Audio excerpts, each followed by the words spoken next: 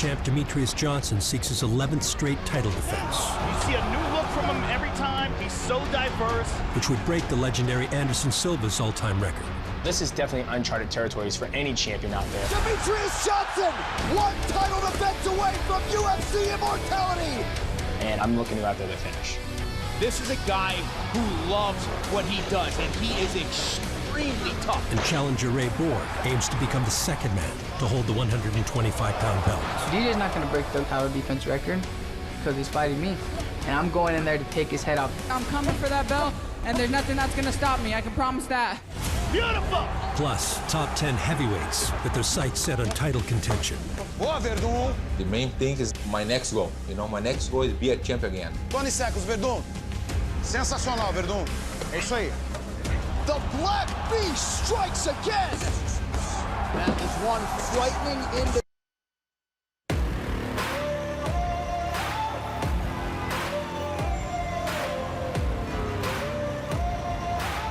The most iconic venue in all of combat sports. The world's greatest arena. Madison Square Garden. I'm cranking up on the throttle. Victory is mine. Championship triple header. Step back, I'm going in. 3 title fights at the mecca of combat sports. This is how legends are made. 2 of the best strawweights in the world. No one is taking this belt from me. Both women are aggressive, relentless, and extremely unpredictable. I want my belt. That's mine. I want that. TJ Dillashaw, come try me. Former teammates turned bitter rivals. These guys do not like each other. George St. Pierre is one of the best mixed martial artists of all time. He will take on the winningest fighter in UFC history. Michael Bisping. Doesn't get any better than that. The biggest pay-per-view of 2017.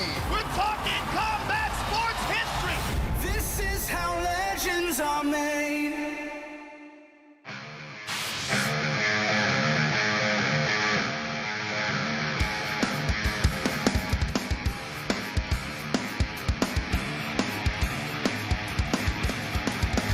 What's up, gang? Thanks for coming out here today. We appreciate it.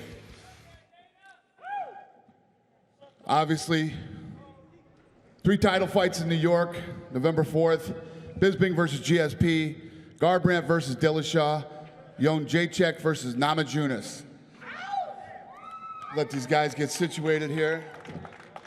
What's up, TJ? Who's got the first question? So, George, it's been about 4 years since you've had an official training camp. What's the difference now how is it different now than it was 4 years ago? Difference. I set it up differently, and you know, I had time to take time for myself. You know, I feel rejuvenated, more hungry, and I'm happy. Now I'm gonna be on the other side of the cage. I'm the challenger, so I'm going to challenge the champion for the belt. The difference is that he can't take steroids anymore because of USADA. That's the main difference. But I'll tell you what hasn't changed. He's got the same fucking suit on as the last press conference. Come on, George, you got some money, man. Buy a new suit. What the fuck? You look like a history teacher. Are you probably drunk like the last press conference? I would have fucked you up then, and I'll fuck you up now, little guy. Hey, look at your big fat face taking all those fucking protein shakes and pull-ups. Look at you, still got a skinny little neck though, fucking twerp. That was going to be my next question, Michael. Earlier this year, you were next to George, and he's visibly bigger, closer to the fight. Fatter, what do you think of how he looks now? Say again? What do you think of how he looks now compared to then? Yeah, you know, he still looks like a lizard. I said that at the last press conference, and he still looks like one now. He looks like a blown-up version of himself, trying to get bigger. He's the biggest George St. Pierre that we've ever seen, but he's still the smallest guy that I'm ever going to fight. I was 15-0 at light heavyweight. I'm the world champion at middleweight. He's a blown-up welterweight, you know? I mean, he's bringing in all these trainers. He's got Freddie Roach down here. Freddie Roach is a great boxing coach, but he don't know fuck all about MMA. He couldn't even spell UFC, let alone MMA. And finally, for TJ, you've had a little bit of time since this fight's gotten postponed. Do you feel like there's less pressure on you now that The Ultimate Fighter's like a long time ago? No, I wouldn't say nothing about pressure. You know, it's more just getting camp situated, getting in and out of it, making sure not to overtrain, just staying, keeping having fun, you know? You mean bouncing around from camps, you know? You left Colorado, you're around California. You're like a prostitute on the corner bouncing around from gyms. At least I'm out learning new shit. Nothing sitting there learning from the coach. We'll find that out November 4th. Yeah, we will. Won't we? Yes, we will. Yeah. Yep. Rodney James for MMA Latest News. Welcome to Las Vegas. Michael the Count Bisping, you dropped a bombshell on us earlier this year. How long have you been thinking about retirement? And give us an update on where your head's at. I'm not thinking about retirement. I love what I do. I am passionate about what I do. Unlike George, I love to fight. George says that I'm the type of guy that would rather get paid a shit ton of money than lose, than get paid no money. Hold on, it was the other way around. He said, I would rather get paid a shit ton of money and lose than get paid no money and win. He doesn't know anything about me. I love this. So to answer your question, it's not me. It's my wife. It's some of my coaches. They're like, come on, you can't do this forever. Me, I'll do this all day long. I love it. I'll fight for free. Certainly this fucking asshole. There's no booze in that bottle, is there, Mike? No, yeah. You So want what to happened taste last it? Do I look sober? Do I look in shape? If there's booze, yes, I want to taste it. Do I look ready to take this guy's head off? The answer to all those questions is yes. The bout agreement between you two has gone through quite a roller coaster throughout this year. At times it looked like it might not happen. Did you ever feel like it wasn't going to come together? And if so, did you have a contingency in place? No, because this pussy only wants to fight me. He doesn't want to fight anyone else because he thinks he can take me down and control me on the floor. So he's training with Freddie Roach. I hope to God, Freddie, you try and turn him into a boxer. I hope he comes out and tries to stand with me, but we all know that's not going to happen. He's going to jab and try and take me down. Why? Because we trained together a long time ago, and he out-wrestled me back then, but that was 12 years ago. But that's what he thinks is going to happen. So I knew this fight would come off because he hasn't got the balls to fight anyone that he doesn't think he can beat, like Anderson Silva, like many other people. Thank you, champ. Thank you. Is that George St. Pierre up there? Welcome back, buddy. Thank you. It's good to feel the love. When you first took a hiatus from the sport, I never imagined that you would be gone for 4 years. Did you see it that way? Did you plan to be gone for this long? I didn't know. I didn't know at the time. I just need to get out, and it feels good to be back. At any time, did you have reservations about coming back?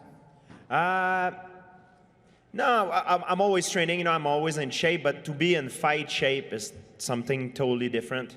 I've always been in shape. Now I'm putting myself in fight shape to take over Bisping. So. I'm always in fight shape. When Anderson Silva was the middleweight champion, he tried to get you to fight him many times. What's the difference with Michael Bisping? Now you're fighting at 185 for the title.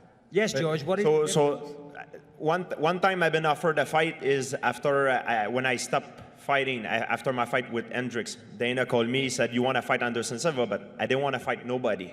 That's not Silva, or we would have put a midget of 3 foot tall. I would not have. I just wanted to take a break. That's the only time we've been there was talk of fighting, but never anything significant been proposed at the time. It's all rumor and been talks. And if I go up in weight class, I need time to gain weight and to adjust myself for that challenge. At that time, I was very busy. I had challenge after challenge. I was fighting all these guys like at 170 that were challenging me one after the other. So if I do something, I want to focus on it and do it well. That's why I've been preparing myself for more than 6 months to fight Bisping. And I put on some weight, and it feels good, and I feel natural at this weight. Now I got it all figured out, and I'm ready to go. He didn't want to fight because Johnny Hendricks hit him in the head so many times, he thought he'd been abducted by aliens. I'm surprised you're not wearing a tinfoil hat today to stop the fucking messages coming. Dude, I'm going to hit you so many times, you're going to think you're going to disappear on the mothership. Are you intoxicated or something? Is that all you're going to say? That's why you're wearing some sunglasses? Is that the only line you've got, George? Are you intoxicated? Yeah. Yeah, you look like Come at me, motherfucker. Let's go. Jesus Christ. Come on, George. Wasn't funny the first time. It's not funny the second time. Right over here. This question is for Joanna. Joanna,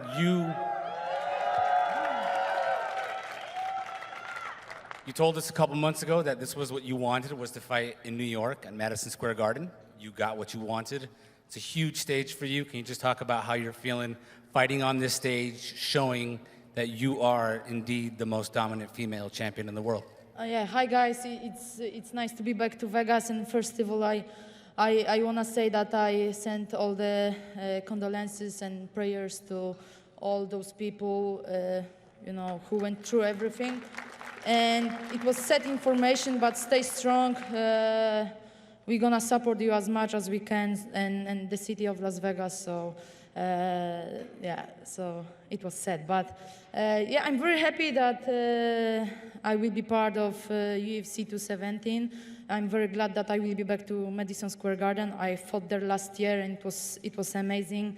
And I want to feel this atmosphere again. I like to plan my life. I like to plan my fighting career. I'm not that young anymore. I used to fight every month. When I was competing in Muay Thai, I used to like do tournaments after tournaments, you know. So 2-3 fights in a year, it's really enough. And like I said, after my last fight with Jessica Andrade, I said at the press conference that my next fight, that I want to fight in Madison Square Garden, and I'm very happy that Dana agree with me, and here we go, you know. So I want to tie Ronda Rousey's record of 6 title defenses and became the first female fighter with 7 title fights. So it's a big deal, you know.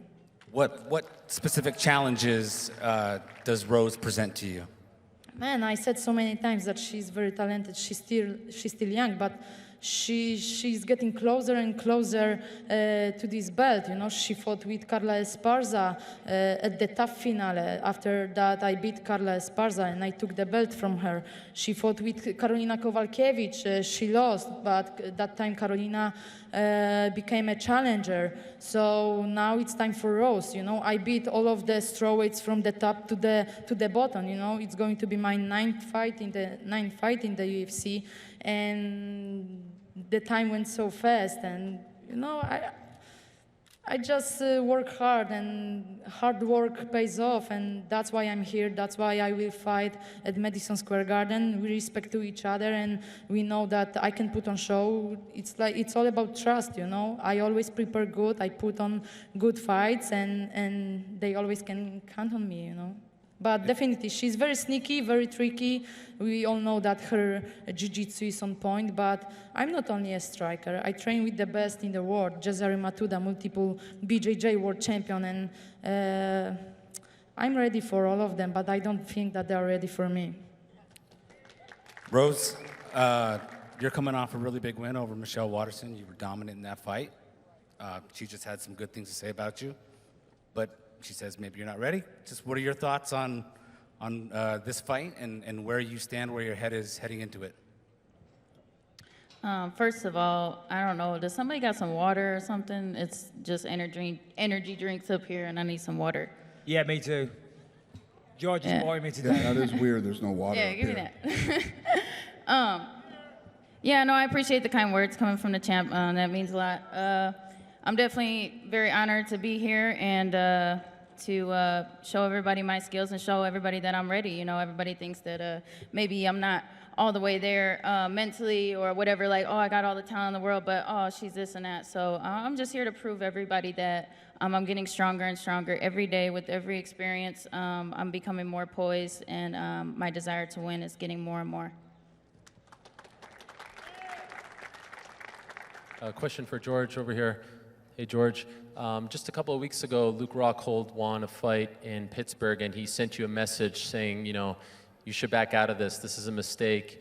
Do what's best for your career and get out while you can. What was your reaction when you heard him say those things? I'll prove him wrong. I'll prove him wrong. And there's no problem with that. I've been underdog before, and it's not a problem with that. It excites me.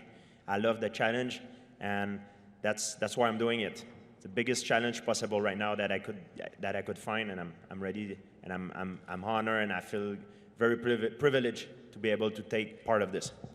And it also seems like people still don't quite believe that if you win the belt, that you will defend the belt against Whitaker or Rockhold, Romero. Can you say 100% that you will stay in this division if you win? It's written in the contract. I cannot, but it's written in the contract that I signed. It's mandatory. I have to defend the belt. Okay. I cannot go fight Woodley or have to take a Whitaker next year. Okay. And question. You ain't gonna be fighting Whitaker, pal. So don't worry about that, Ariel. I see what you're saying, but it ain't gonna happen, George. You know, so forget this little romance or this fairy tale you have in your head, because you're going to get your fucking ass kicked, and then that's that. George is going to retire. He said, if I don't win, I'm going to retire. Any children here, please listen. If at first you don't succeed, try again. The saying is not, if at first I don't succeed, I'm going to fucking run off and cry like a little bitch. That's not the expression, George. That's why I'm sitting here with this thing, and you're not. Because I got to the top of the mountain many times, and I failed, but I kept coming back. I kept fighting for it, and here I am. But if you come out of retirement and you lose, you're going to retire again. Whoop-de-fucking-do. If you want to staying and hang out there too long after I beat you, it's your problem, man. You become a punching bag for the other guys. Are you intoxicated? No problem. You do whatever you want. Michael, also when you announced that you may retire after this fight, the consensus seemed to be like, oh, you're just trying to avoid everyone else. I've never avoided a fight in my life. In fact, and Dana is standing right here, I accepted the winner of Yoel versus Whittaker, correct or no? 100%. We figured it all out. Prior to them fighting in the back room, I accepted a fight with Whittaker or Romero. Whittaker won the fight, so that means Romero's to the back of the line. And then Whittaker didn't want to do the Ultimate Fighter. Whittaker injured his knee. So that leaves me without a fight again. And then in the meantime, GSP grew a pair. Okay, and just one last thing. If you win this fight, you would be the only man to beat GSP and Anderson Silva. Do you feel, I mean, that's a huge accomplishment, right? Yeah, the two best fighters of our generation. I'll beat them both. I beat Luke Rockhold, the champion. I defended my loss against Dan Henderson. I'm one of the greatest MMA fighters that there's ever been. Funny that USADA come in. Yeah, fuck you. Funny that USADA comes in and I'm the champion. George disappears. USADA comes in and George disappears. All these fucking assholes like you, I'm gonna fucking... Who's your boy? Who's your boy? Yoel Romero, the soldier of steroids? Listen, you're all gonna fucking miss me when I'm gone. Believe you me, I ain't gonna last forever. But in the meantime, come and see me afterwards, pal. Boot to my face. Fucking pussy. Michael, that was actually my question. Do you feel like people consider you like that? Like, I mean, that reaction right there would suggest otherwise. Do you think that you get that respect? No, that's one little GSP fanboy. Believe it or not, there's a few of them. Hey, he's the one who's intoxicated, George. Why don't you ask him? Are you intoxicated? Are you intoxicated? What was the question, Ariel? By beating Anderson and GSP, that's a massive feather. That's never been done. But do you feel like you get the respect from the MMA community as being one of the I couldn't care less. Maybe, maybe not. Who cares? I mean, I'm doing me. I'm doing a good job, looking after my family. No offense to all you fine journalists out there, but their approval, believe it or not, is not what I'm looking for.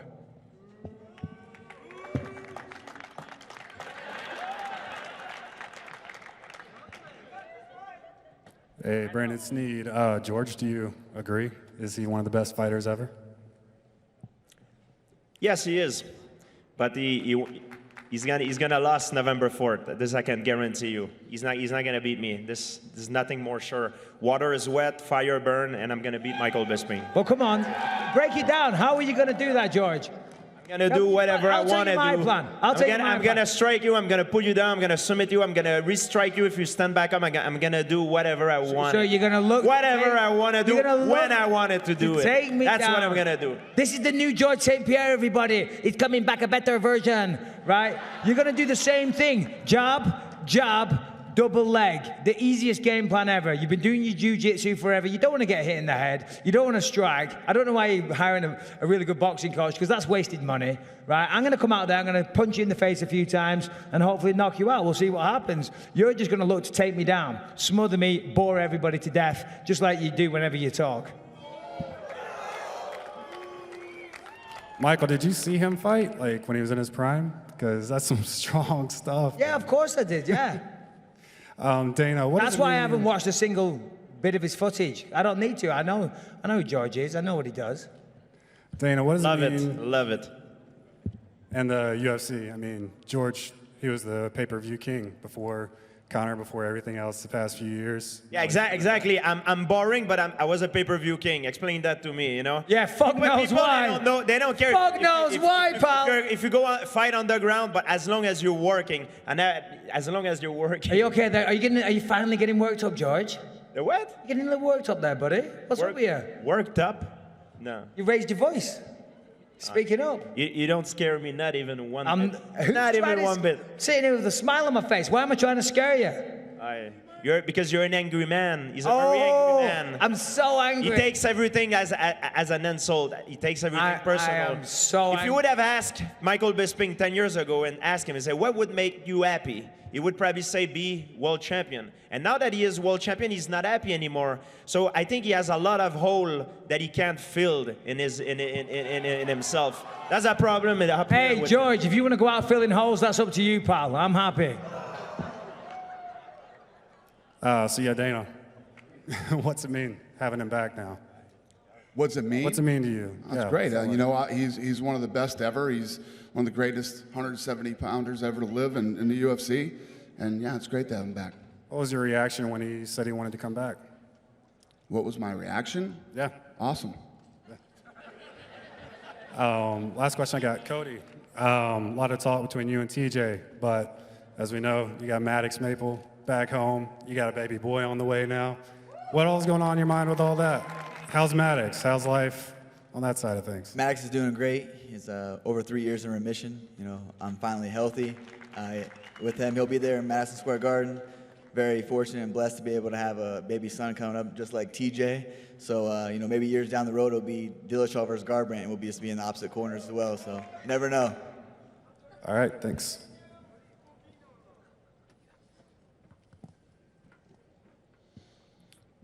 We good?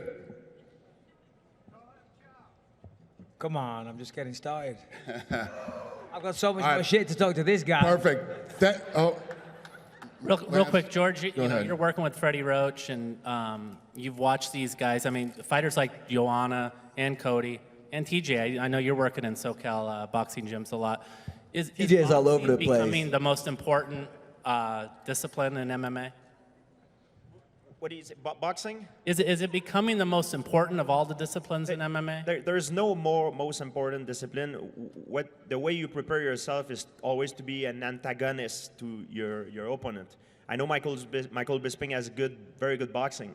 So best way to counter boxing, I'm working with Freddie Roach for a long time, but he was very busy with the schedule, working with Pacquiao, Cotto, and now I'm very happy that he free his schedule and we're together for this training camp. It's going to be the first time. For me, it's like a fighter's fantasy, you know, to have him working with me and be in the corner is going to be incredible. And a lot of stuff, I've changed a lot of stuff, and I'm very confident in that fight.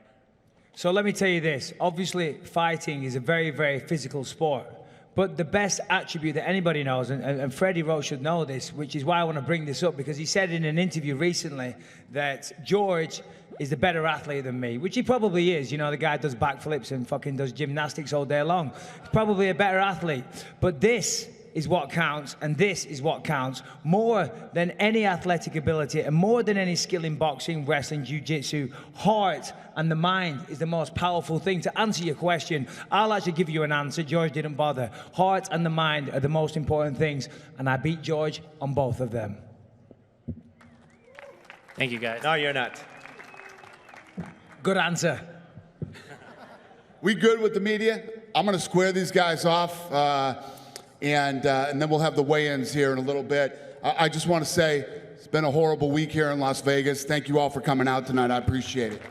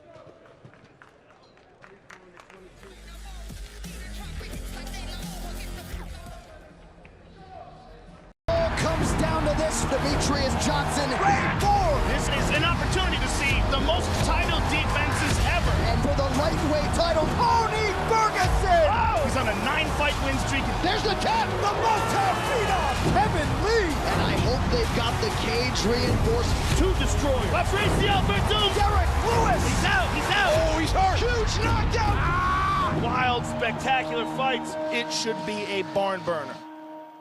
On November 11th, the UFC returns with an all-star fight card. In the main event, it's a lightweight barn burner between the always aggressive Dustin Poirier and former champion Anthony Showtime Pettis, plus the immortal Matt Brown versus the original Ultimate Fighter Diego Sanchez, Joe Lozon versus Clay Guida, and much more. UFC Fight Night, Poirier versus Pettis. Only on Fox Sports 1.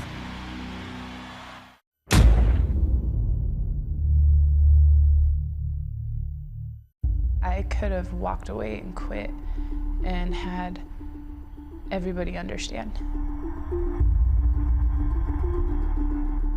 Your knee can be a career-ending thing. A death of a spouse could be a career-ending thing. All of that would have been a perfect excuse for me to walk away, but there was something in me that was just like, no, we made these goals together, and I need to see it through.